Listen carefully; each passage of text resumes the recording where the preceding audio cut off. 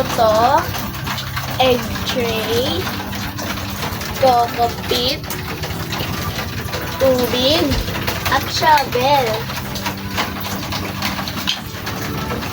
Maglagay Kukuha po na tayo ng lupa.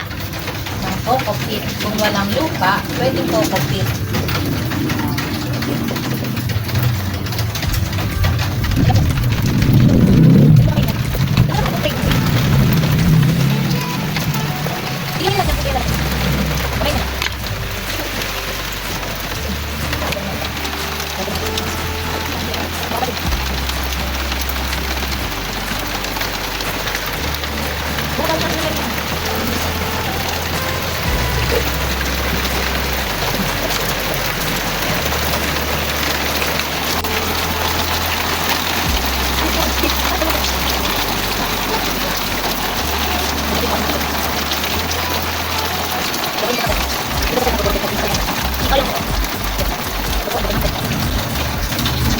Ito po ang buto ng pechay.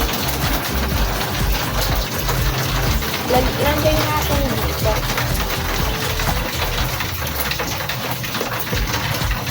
Isang butas, mga dalawang ano lang. Dalawang tatlo. Dalawang sayang. Dalawang sayang. Madaming buto yan. Oh, hindi pwede. Ubus lahat.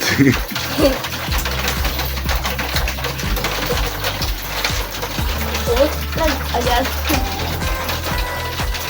Sabi ko, tignan. Bahala na po silang tumubo.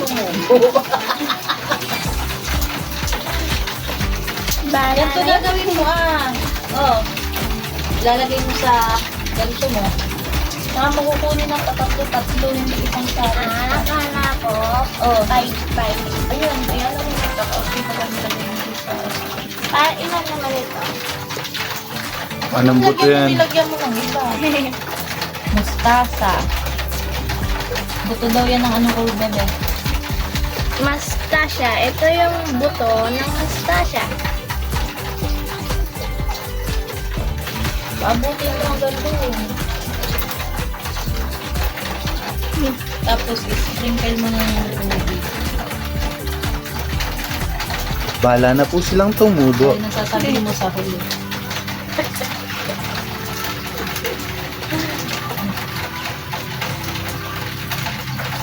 Mga 4 to 1 week, hintay po natin ang kanyang pagtubo. Tapos tubig. Tubigan na po natin sila. Tubigan na natin. Sprinkle lang yan, sprinkle lang. Ganan mo kami.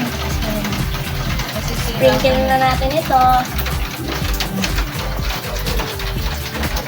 Ang magatulo.